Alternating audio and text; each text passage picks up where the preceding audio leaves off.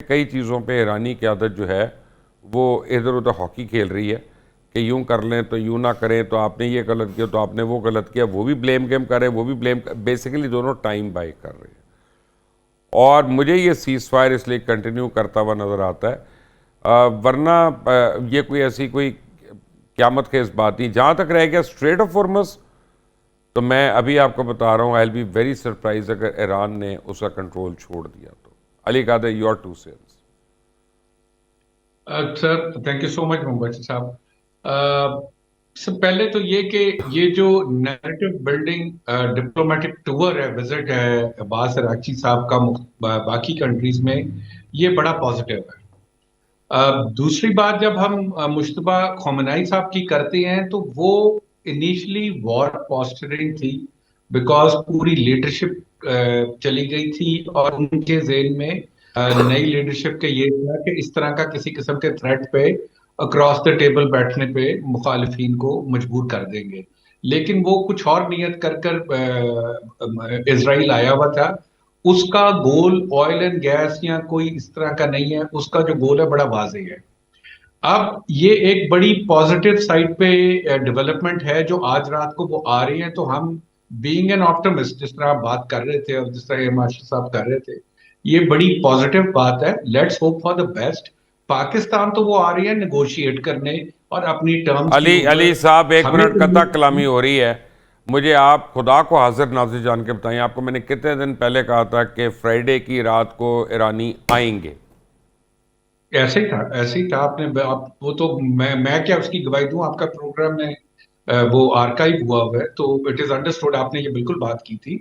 اور اس میں آپ کو سر ایک چیز اس میں عرض کر دوں، میرے خیال میں ہمیں اس وقت پوری کوشش یہ کرنی چاہیے کہ یہ سیز فائر ایکسٹینڈ ہو کر ان کا ایگریمنٹ ہو جائے۔ ایگریمنٹ ہونے میں ڈیلے اس لیے ہے کہ سر یہ 50 سال کا، نصف صدی کا قصہ ہے، 2-4 برس کی بات نہیں۔ اب آپ یہ سوچیں کہ اس کے اندر ان کے سوشل سینکشنز ہیں، اکنامیکل سینکشنز ہیں، ان کے پیسے پھنسے ہوئے ہیں، ان کو آئل نہیں سیل کرنے دے رہے تھے، ان کو کسی قسم کا ویپن بنانے میں ڈسکریج کیا جا رہا تھا، نہ وہ کوئی ایکسپورٹ کر سکتے تھے نہ امپورٹ۔ مشتبہ خامنہئی کا سر وہ بیان میں ایز اے وار پوسچرنگ میں لوں گا۔ میرے خیال میں جب یہ کراس دا ٹیبل بیٹھیں گے تو اس چیز پر سیٹلمنٹ ہونے کا وہ ہو جائے گی، کافی لیکن پرابلم یہ چانسز ہے کہ وہ ایک اسپریچول لیڈر ہیں، please try and understand that. ان کی بات کو آرام سے رد نہیں کیا جا سکتا اگر آپ ان کے فالوور ہیں تو۔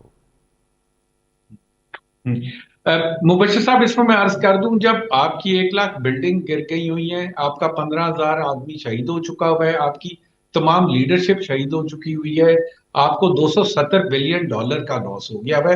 ٹھیک ہے ہماری جذباتی لگاؤ بہت ہے، ایک مسلم کنٹری کے ساتھ یہ زیادتی ہوئی ہے، لیکن ٹیکنیکلی جتنا ڈیمیج امریکہ اور اسرائیل ایران کو کر سکتا تھا وہ اس نے کیا ہے، اور یہ ہمارے لیے اس خطے یار میں مناسب یہ ہے وہ قوم ہے کہ جو خود اپنا خون نکال لیتی ہے یار، آپ ان کو ڈرائیں گے؟ سر لیکن ڈرتے نہیں ہیں یہ وہ۔ کوئی sir I think they should save that blood for next war, اور ابھی ان کو کسی طریقے سے سیٹلمنٹ کرنی چاہیے، کیونکہ ایران مزید حملوں کا متحمل نہیں ہو سکتا، گراؤنڈ ریالٹی یہ ہے۔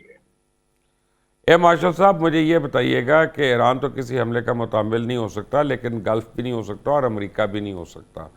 ایران کو اتنا کریڈٹ دیں کہ اس نے دنیا کی سب سے بڑی سپر پاور کو 48 دن انگیج کر کے رکھا اور اس نے ان کو آٹے دال کا بھاؤ تو بتا دیا۔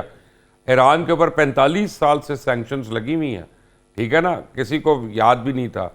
انہوں نے 12 دن کے لیے اسٹریٹ آف ہارمز بند کی ہے، آدھی دنیا کی اکانومی ہل گئی ہے 12 دن، آپ دیکھ لیں۔ تو یہ آپ کو ان کے بھی رائٹ ایکسیپٹ کرنے پڑیں گے اور امریکہ کی بھی رائٹ فل بات ایکسیپٹ کرنی پڑے گی، پھر ہی مذاکرات صحیح ہوں گے۔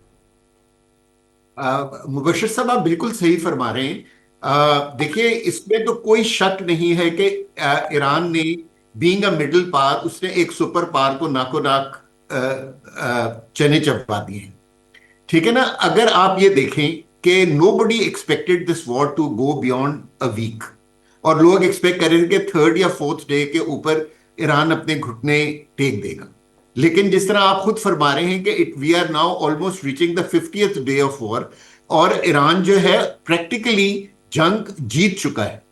मसला सिर्फ मुबशिर साहब ये है कि ये पीस डील इसलिए नहीं हो पा रही कि अमेरिका भी यहां से एक नोशन ऑफ विक्ट्री लेके जाना चाहता है। इस पहली बात तो ये जंग अमेरिका की और ईरान की थी ही नहीं, ये इजराइल और ईरान की जंग थी जिसको अमेरिका ने टेक ओवर कर लिया, और इजराइल ने बड़ी कंफर्टेबली अपने आप को सीन से मोमेंटरीली हटा लिया, और अब ये जंग अमेरिका और ईरान की जंग बन गई। अमेरिका के अंदर इटसेल्फ ये जंग इज नॉट एक्सेप्टेबल। लोग जो हैं वो इस जंग को पसंद नहीं कर रहे, और प्रेसिडेंट ट्रंप अपनी पॉपुलैरिटी की मिनिमम रेटिंग के ऊपर चले गए। दूसरा ये है कि अमेरिका को भी ये जंग बहुत महंगी पड़ रही है। They are spending almost something like $1 billion a day, और अभी अगर उस 1 मई तक अगर उन्होंने रैप अप नहीं किया तो उनको कांग्रेस के पास जाना पड़ेगा फॉर द एक्सटेंशन और for the deployment of the troops in this area, जो कि मेरे ख्याल में प्रेसिडेंट ट्रंप नहीं जाना चाहते क्योंकि ऑलरेडी वो बहुत अनपॉपुलर हो चुके हैं। सो अमेरिका जो है, जिस तरह हमने बात की कि वो ईरान से कुछ चीजें एक्सपेक्ट कर रहा था, ईरान भी इस कॉन्फ्लिक्ट के बाद, जबकि वो यानी कि वॉर ऑफ परसेप्शंस जीत चुका है, तो वो ये चाहेगा कि जी उसके ऊपर जो सैंक्शंस है 47 ईयर से, वो सैंक्शंस खत्म हो जाएं और जो उसके एसेट्स फ्रोजन है वो उसको मिल जाएं। जिस तरह अली कादर साहब ने भी फरमाया, ईरान में बहुत ज्यादा डिस्ट्रक्शन हो चुकी है और उसने अपने आप को यूएई में भी हुई है, कतर में भी हुई है, बहरीन में भी हुई है, इजराइल में भी हुई है। ऐसी बात नहीं है अमेरिका के एयरक्राफ्ट कैरियर्स नहीं। सर एक मिनट ठहर जाएं। इन ऑल फेयरनेस, मुझे ये, मैं न्यूट्रल रहना चाहता हूं, लेकिन मैं ये नहीं सुनूंगा कि जी सिर्फ ईरान का नुकसान हुआ। ईरान ने आधी दुनिया को आगे लगाया हुआ है। देखिए ईरान का नुकसान, हम इस वक्त सिर्फ ईरान और अमेरिका की बात कर रहे हैं। मैं तो उनकी दिलेरी की बात कर रहा हूं। आप देखें, आफरीन है। अगर मुबशिर साहब अगर आप इजाजत दें, देखिए अगर यूएई का नुकसान हुआ है और वो अपने आप को रीबिल्ड करना चाहता है तो उसके पास पैसे मौजूद हैं ना? नहीं है। अब उसने अमेरिका को कह दिया मुझे स्वैप कर दो। मिनिस्टर ने खुद फरमाया है, मिनिस्टर ने खुद कहा है कि हमारे दिरहम स्वैप कर दो। रिजर्व्स हैं और 2 ट्रिलियन उन्होंने अमेरिका के अंदर बॉन्ड्स की शेप में रखे हुए। आपके भी कई मिनिस्टर, आपके भी कई फाइनेंस मिनिस्टर जो है ना, मैं बहुत को रोजी पिक्चर्स दिखाते रहे हैं, हमें पता है हमारे पास क्या है, तो उनका भी रहने दे, मेरा मुंह ना खुलवाएं। को मुश्ताक साहब है कॉलर। जी मुश्ताक, अस्सलाम वालेकुम। कॉल कट गई है जी। कॉल्स लेना शुरू करते हैं और भी जो आती हैं वेरी क्विकली। अली, अब the answers have to be very short because calls मैं लेने लगा हूं बीच बीच में। अली आप क्या कहेंगे? एज कंपेयर टू ईरान का जो नुकसान हुआ है, दूसरों का नुकसान उतना बड़ा नहीं है, और इसमें एक चीज पे तो दूसरी राय कोई नहीं कि वो दिलेरी दिखाई है,